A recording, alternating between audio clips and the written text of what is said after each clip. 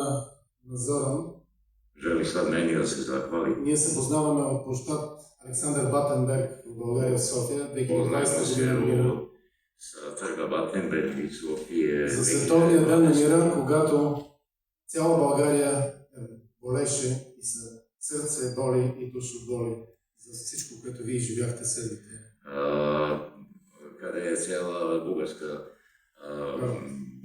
bolelo je to što smo mi preživljavali. Чрез моя концерт ние приветстваме винаги да имате мир и любов и светлината никога да не угасва. I sa koncertom njegovim svi su želeli da bude uvek mir i ljubav, naročito. Затова с една от прекрасните канцонети, световната Асоле Мил, бих искал да приветствам всички вас.